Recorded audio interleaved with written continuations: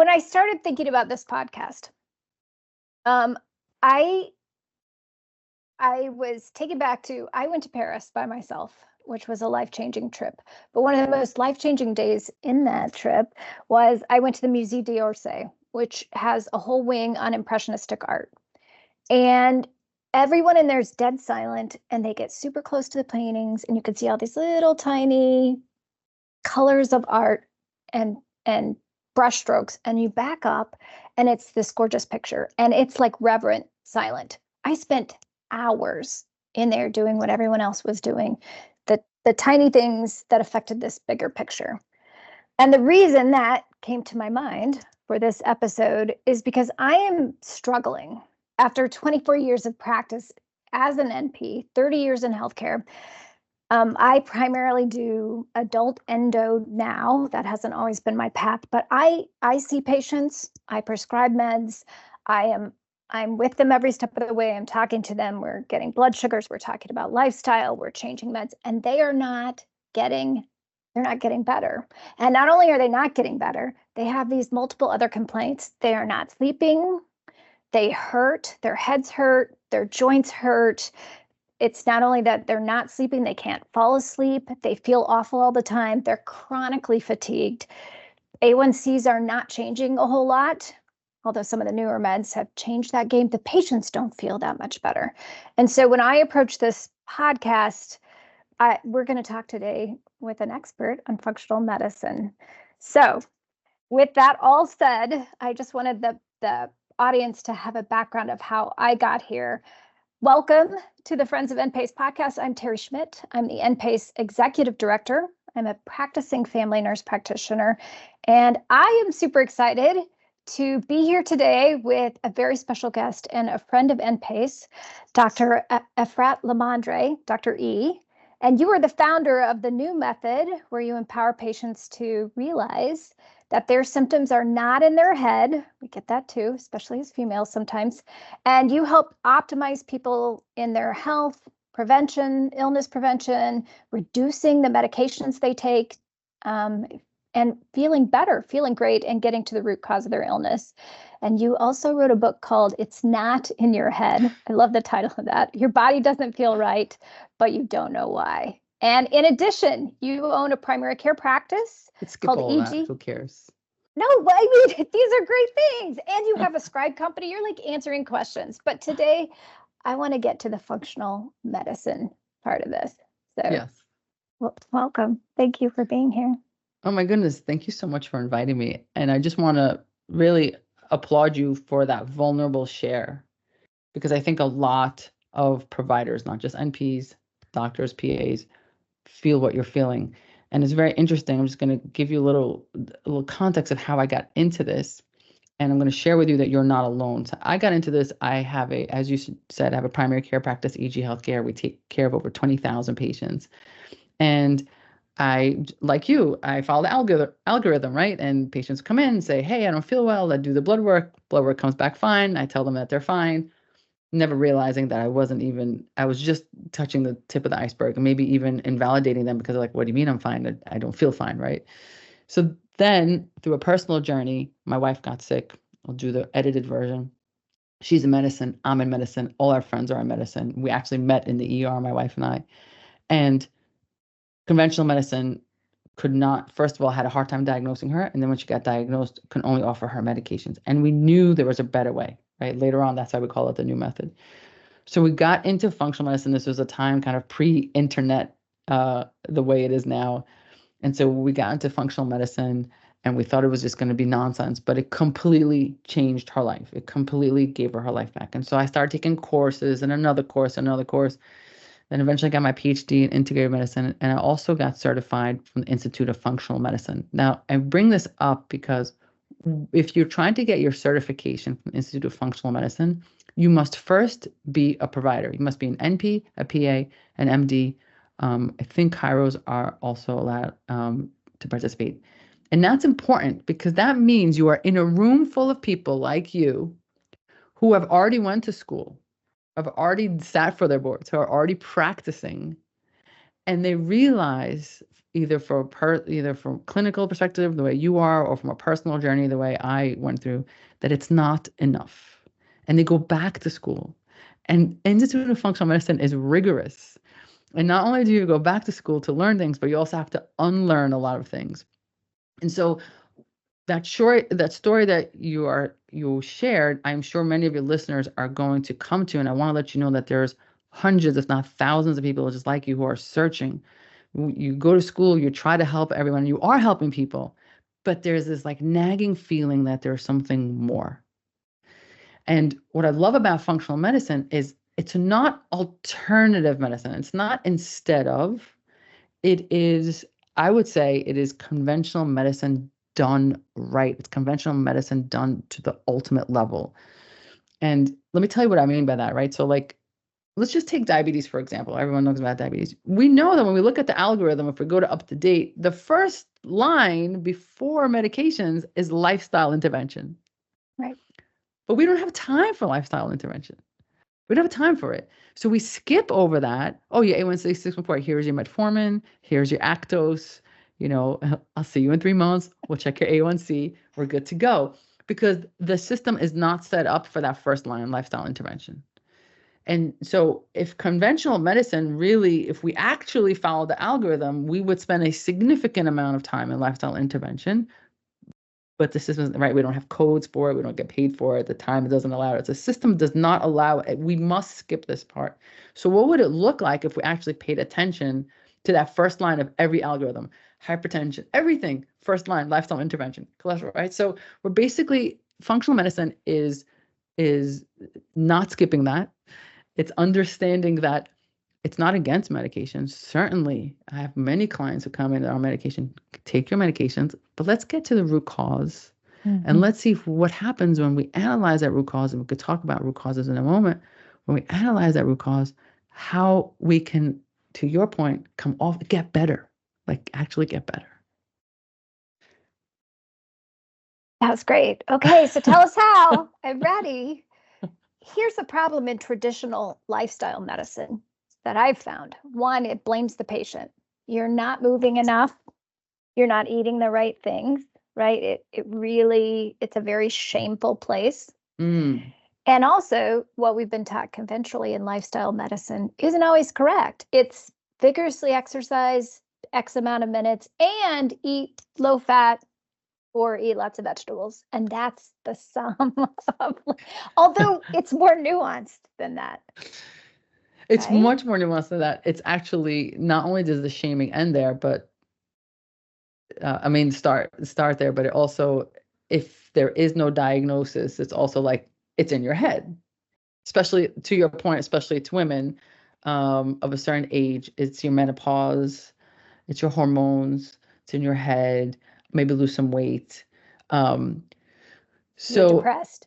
Maybe depressed. Now, it's not, on the one hand, it should be patient-centric. Like, we do need to put it on a certain amount on the patient. But first of all, obviously without shame. But also, we don't give them the tools. And to your point, when we give them the tools are wrong. So, you are unique, Terry, in that you understand that you're not sure exactly what, but you understand there's limitations in conventional medicine. You're not really sure what it is yet, but you understand it. Many of our colleagues don't understand. They actually think that the algorithm is the only thing. So what I've come to appreciate is that the algorithm that we use in conventional medicine is just one tool. It's just one tool. And you would never expect a screwdriver to solve every problem. Yet we expect the screwdriver of conventional medicine to solve every problem. And if someone doesn't fit our algorithm, we don't say, hey, maybe I should use a hammer. We say, oh, the screwdriver is not solving a problem. It has to be in your head. Right? That is basically what's happening. So let me tell you what I mean by that. So on the one hand, you have wellness and you feel great. Everything is wonderful. On the other hand, you have illness. I'm diagnosed. I have an ICD-10 code, right? I need medication. The time from wellness to illness can take decades. It can take decades before you get your diabetes, your hypothyroidism, your rheumatoid arthritis, your lupus, whatever your diagnosis, it could take decades. And during that time of your decades, you don't feel well. Now, once I'm ill and I have a diagnosis and my labs are abnormal, conventional medicine is ready for you. Here's your meds. Here we go. And I'm not against it. If we need it, God bless, let's be there. But many of us actually live in this line between this, I don't feel good for so many years. Right. I don't feel good. I don't feel optimal. I can't sleep, to your point. I can't sleep. I have low energy. So then you go and you're not diagnosed with anything that is low energy. You're not. So what's the conclusion? The conclusion must be it's in your head. But we have to start recognizing that the tools that we have, the screwdriver that we have, only works once they're here. And most of us are right here. And the tools that conventional medicine has are just not appropriate for here. So it doesn't mean the patient's crazy. It means we need different tools. And by that, I mean, there's, I can go into it, but like there's functional medicine labs and there's different ways of looking at it. But on the whole, what's happening during this time is inflammation. And conventional medicine doesn't deal with inflammation. It deals with diagnosis, illness, and algorithms based on that. And here, if we can get to the root cause of what is causing your inflammation and start addressing it, we can actually start getting you better, feeling better, and preventing you from ending up in this world of illness. How is that landing? That was so great. I was just going to ask, so what are the foundational principles of functional medicine? Is it all really inflammation? And how do you start looking at that? How can someone conventional, without a class in functional medicine, or do we just go, hey, I know this great functional medicine provider, you should go see them instead? Yeah, I mean, hopefully your listeners come to some of my talks coming up in NPACE. But when I teach clinicians, I really say to them, listen, I'm going to give you the broad strokes. I don't expect you to adopt all these things. Even if you wanted to, you don't have the time for it. I mean, I sit with each one of my clients for an hour. It's not possible in an insurance-based model. But we can go over some of them so that you're aware that they exist. Because the problem is we have these blinders on and we're like, again, this patient has to be crazy, as opposed to saying, wow, you don't fit my algorithm, but let me look at my referral list. And just like I have a cardiologist and a nephrologist and these people I send to, let me send you to this functional medicine person. Go have this conversation because I really think you need this. So just having the clinicians should just have an open mind that this other world exists and not say, oh, that's crazy. Oh, supplements, they don't work. Oh, this doesn't work. Like, how do you know? When was the last time you learned anything about vitamins in NP school and med school, right? So how do you know it doesn't work? You're just what you're saying makes no sense. So just the job of the NP, the PA, MD who cannot solve this problem is to not tell the patient they're crazy. To just say, listen, this is out of my scope. I've done everything I can with my tools. I really can't find what's going on with you. And I'm managing your diabetes. I don't know why you can't sleep. But here's another place you should go to. Here's another world that exists. I don't even know it exists. Functional medicine exists. Go check it out. Here's 5 names. I'm not affiliated with any of them. Here's 5 names. Go check them out. See which one resonates with you. Let them know that there's an option exists. Does that make sense? Yes. No, I think that's really good advice. So when people do that, when they refer to you, what are some of the most common things that people come to you how are they by the time they get to you? Are they a little beat up by the system? Yes. So they're all beat up by the system, but I also won't take on a client that hasn't been through a system, right? That would be reckless for someone who's like, hey, I'm so tired. I'm bloated all the time. I haven't been to a doctor in 10 years or an NP in 10 years. Like, oh, okay, time out. You got to go. Okay. So it's kind of a prerequisite that you went through the system. So I always say, did you see your primary? Did you get a mammogram? Did you get a colonoscopy? We cannot skip those steps. And then they did all that, and they either said, yes, they told me nothing's wrong with me, or yes, I have diabetes and thyroid, but there's so much more happening, like the example that you gave.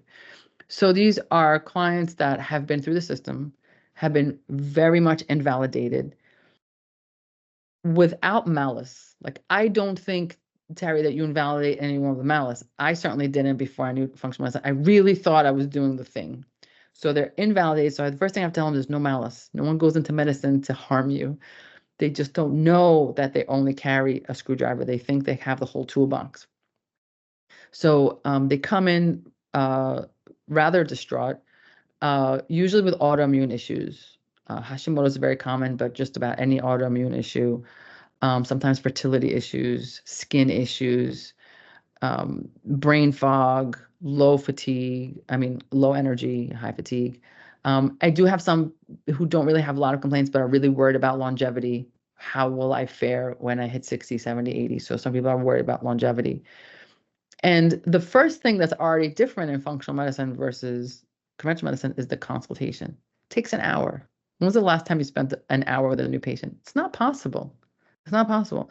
So in that hour, I need to hear everything from the day they were born. We go through their entire life. I mean, they have a pretty hefty questionnaire they have to do beforehand, but it is so clear to us psychologically that what happens to us as a child is going to affect us as a kid, right? God forbid a situation happen when we're 5, it's going to affect us in our relationships. And we're clear on that, right? But for some reason, if you fell down and had a concussion or had like multiple, ear infections when you're 5, we think that's not going to affect you when you're 60. It's the same body. You get one vessel, right? And these assaults that you had, if you had your tonsillectomy at 50, you had an accident or you lost consciousness tonsillectomy at 5, you had your car accident that you lost consciousness at 16, in your 20s, you had a fertility issue. In your 30s, you had your gallbladder removed. You had endometriosis. In 40, you had this intense divorce. Like all these things add up. So now you're 50 and you just had a terrible flu. And ever since that flu, you haven't been the same. But it's not really the flu. It's everything that's happened to you from age 0. It's a whole different way of looking at illness and like the human condition.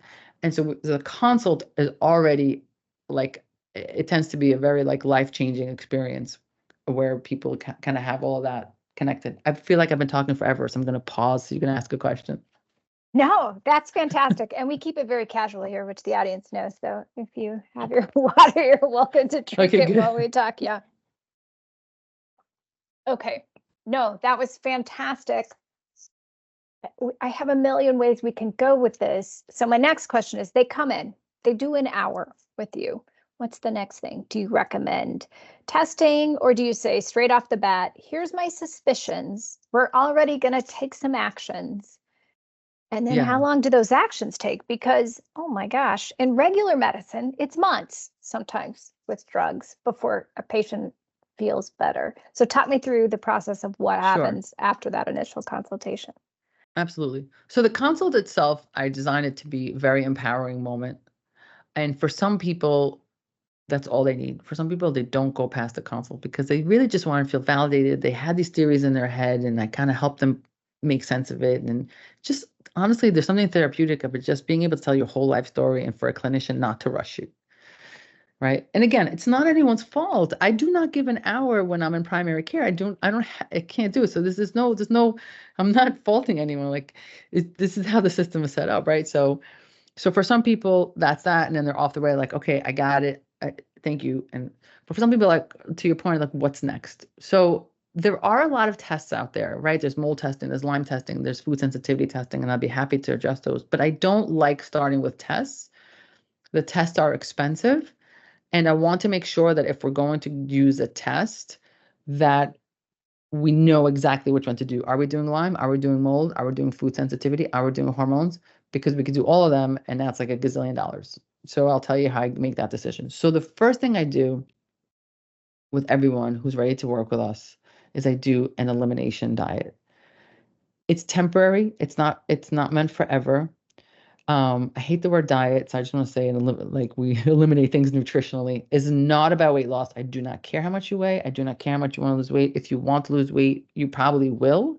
And if you have a weight goal, I'll help you get there. But this is not what this is about. This is about if we said that everything's inflammation, we have to find the sources of inflammation. For almost everyone, with very few exceptions, your nutrition is at the very least 50%, if not 90% of the causes of inflammation. So why are we even going to talk about mold or hormones if this is still a hot mess? So we put everyone on an elimination diet, and we use their symptoms. We have to have some sort of objective standards, and we like to track things. So we have an extensive kind of medical symptom questionnaire that we quantify. And then a month later after this, we check in which symptoms got better, which symptoms got worse. So the things that got, some people 100%, they've never felt better in their life. This is great, amazing. And then we could already start the reintroduction phase and then start working on other things. For some people, this got better, but this didn't get better. I feel great here, but my brain fog's still there. Based on the symptoms that are left, I now know what test to run. Gotcha. If we need it, right? So if you say to me, I feel great, my stomach is not bloated anymore, my joint pain's gone, but man, this brain fog is crazy, I'm probably going to test you for mold. Okay.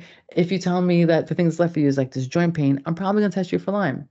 If you're telling me you really can't sleep at night, you're at a certain age, focus, it might still be a problem, I might go for hormones next.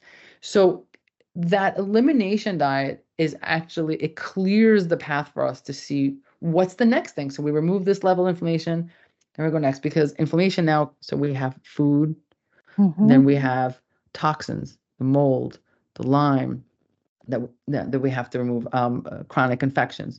We have hormones to balance. You might have all of them. You might have some of them. So we have to kind of strategically decide how long does it take. Really depends on the person. Some people feel perfect within 30 days, and now we're already talking about longevity and what we need to do for the future. Some people, it tends to be the case that with people get to me are pretty complex. So we get better incrementally. Like, this feels great, and now let's really focus on the brain fog. Now let's really focus on this joint pain. So it takes time, but this is supposed to be for the rest of your life. So it takes as long as you're willing to play the game. You can never go back to your old ways, because if you're going to go back to your old ways, you're going to go back to that moldy basement and going back to eating the standard American diet. You're going to get all these feelings back. Yep, you are. But once people feel better, I think they know that, right? Once they start to feel a little bit better. We could talk about diet and nutrition. I'm sure we're going to, coming up at one of the events. Let's talk cost, because in a room of clinicians, that's always the thing that comes up. Is cost a barrier for people to seek out functional medicine? Cost is a barrier. I want to answer that, but let me have 2 seconds on nutrition, because you mentioned something. Oh, yeah, let's talk nutrition.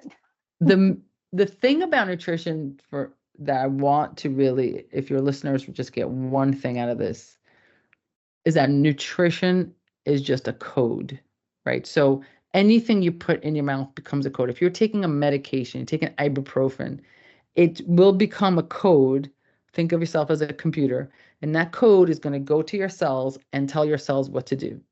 In the case of ibuprofen, it's going to say, do this and this so that we have an anti-inflammatory effect. You start thinking of your nutrition as lines of code, and it's a game changer. You don't think about it as carbs. You don't think about it as protein. You don't think about it. I mean, that has its own place. But if you start thinking about it as code, you're like, what is the code of this Doritos? There's no way that this code is doing anything healing for me. But I am sure that the code encrypted in this piece of broccoli is going to probably, and then you can get technical as you want. It's going to affect my mitochondria. It's going to help detoxification pathway. We can get really technical. But when you start thinking of food as code, it really changes your perspective of what you're going to put in your mouth. And it takes it away from size and macros, so I just wanted to put that out there. To your question of cost, you're laughing. Why are you laughing? I love that we're talking about nutrition. I love thinking about it that way, and code. We work with a functional medicine psychiatrist who did eating disorders for years, James Greenblatt. You may know Dr. Greenblatt. He's in Connecticut. And he trains psych mental health clinicians to practice within a realm of functional medicine. And he's like, nutrition is healthcare. It is healthcare. It is healthcare. It is medicine. He treats a lot of his eating disorders, and he'll start that way, personality disorders, by just changing what's in their diet and their supplements. And he's like, what do you know? They feel better. 100. You change nutrition and supplements, and most of the time you don't need to do much more, unless I have somebody who's really been exposed to something.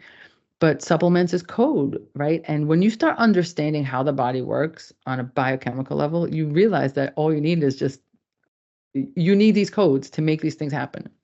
So I love that. And especially the gut brain connection. I mean, oh my God. I always say, like, when was the last time you had a psychiatrist call the GI? If they talked more often, things would be better, because all your neurotransmitters are made in your belly. Dopamine, your serotonin. It's like, what are we doing? Oh my God, don't get me started. I got it. I'm really don't get me started. You're going to talk for us in the future, and we'll talk about that. But he does the same thing. He's like, you're taking an SSRI, you got to take zinc with that. You need some 100%. extra vitamin D because that's going to affect your serotonin levels. I mean, that's Dr. Greenblatt. Exactly. He's pretty great. Okay. 100% true. 100%. I want to meet Dr. Greenblatt. Okay. Oh, you would like him. I would love him. So the cost barrier. Yeah, let's talk cost. It is obviously there's different price points for different providers, but there is an expense associated with this because our system does not cover it. Right? Our system simply does not cover the time. How many patients do you see an hour? I don't know. It depends. I see ranges anywhere from 3 an hour to 10 an hour, depending on what state you're in. No one's seeing 1 an hour. You cannot sustain a practice, insurance-based, on what is necessary to really drive care. So it does fall on the patient. There are different scenarios. Some people do subscription models. Some people do, like, everyone has a kind of a different pricing model.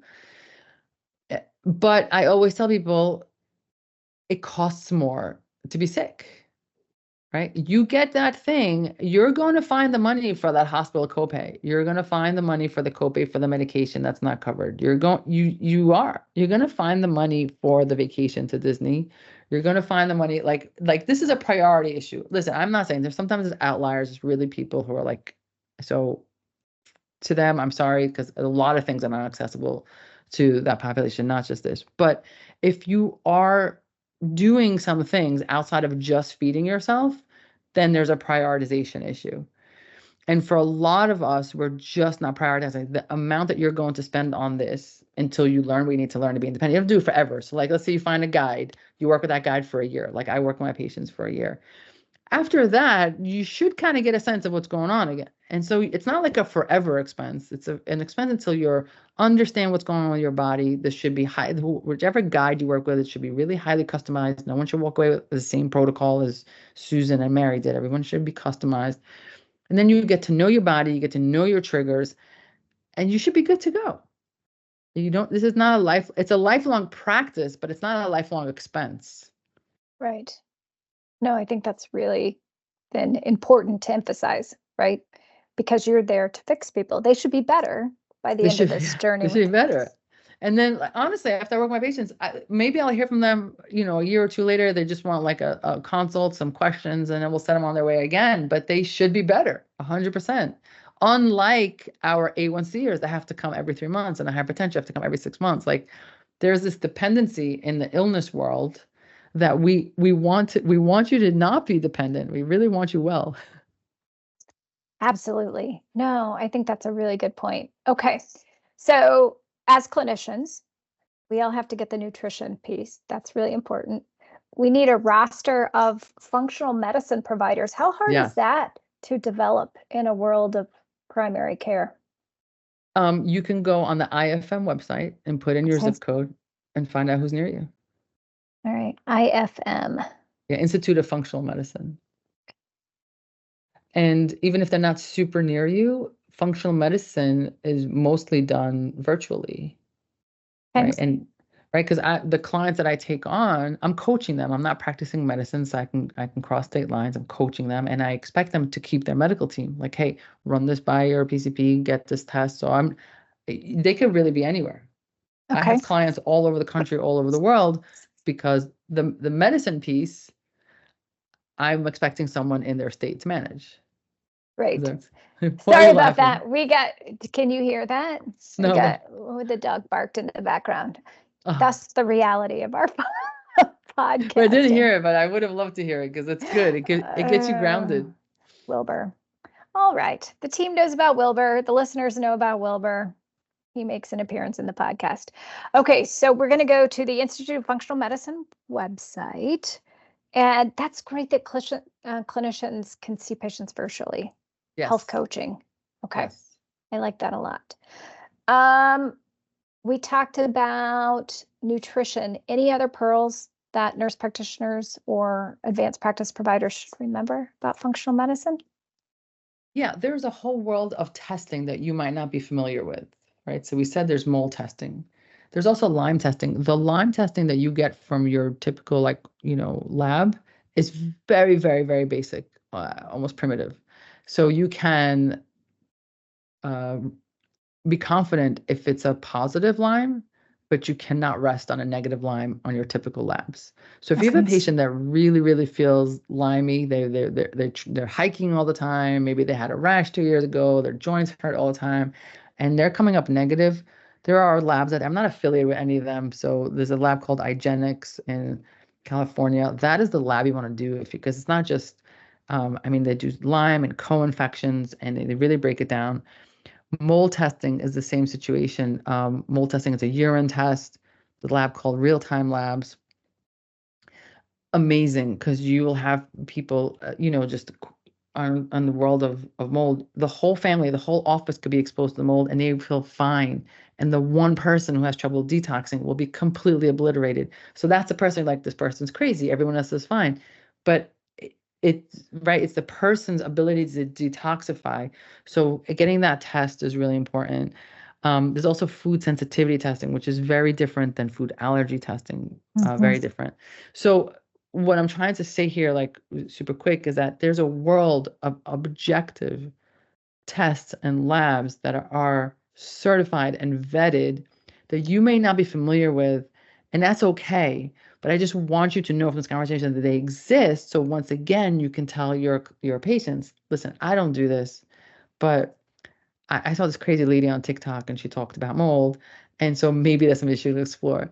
Giving people the option is really important. Like I just could tell you, I don't take on under 35 in my functional medicine coaching.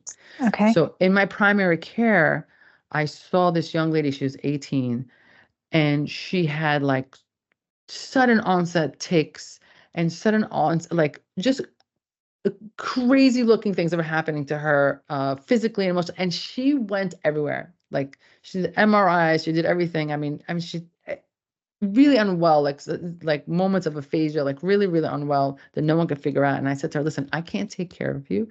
I don't take, I don't take people your age, but I sent her to functional medicine, a person in Philadelphia. And for her and her mom, they would have been on this wild goose chase for the next 10 years of their life. And just letting her know that this exists. I'm like, you're not crazy. There's something going on for you. I promise you're not crazy. You probably have some sort of toxicity. I don't know what it is, but please. And I'm telling you, you're not crazy. Because she just, from all my years, I could kind of tell that something else was going on. So I sent her on her path, and she is so much better. So it doesn't have to be you to be treating them, but just empower them to know that there's an option is the win. I like that. Empowering patients that there might be an answer out there for what's going on with them. This is great. All right, good. I took notes. Of course, that's why I was looking for a pen that writes. I do that every time. All right, you're going to be speaking in October in Cape Cod with us and in Dana Point in California. And we're going to approach some of these different topics, which will be great. I can't either. And I think one of the other keys is just that as clinicians, we need to be able to think outside the box and say, that's okay. Just because there's not a guideline somewhere that says this thing. Yeah. Okay. And recognizing that our tools are limited. They're not everything. Right. If we could remove that hubris, that arrogance that we've all learned that we have the best thing, myself included, we're going to be such better providers for it. Okay. Excellent. I like that. All right. Well, with that, I'm going to wrap us up. Thank you, everyone, for joining us on this Friends of NPACE podcast. Thank you, Dr. LaMandre, for being here with us, Dr. E, and taking time today for us. We hope that everyone gets good information, but this should just be the beginning of your functional medicine journey. And so join us for more education. We'll record Dr. LaMandre where we are. You also have a podcast that you do. Where is that at? Where can people find that? Oh, yeah. Thanks. So it's just my name, Dr. Efrat LaMandre, the NP with a PhD. And find me on any platform. I'm there, and I'm just giving content. Just enjoy it. Perfect. We appreciate you being here. I know I've learned from you. I've listened to several of your podcasts. Everyone that's listening, if you need more education or continuing education, you can check us out at learn.npace.org, and for live events at npace.org. We're an ANCC accredited provider of continuing education. You'll be able to find this podcast on Spotify, Apple, YouTube, and our Learning Center. Thank you so much for tuning in, and this concludes our Friends of NPACE podcast.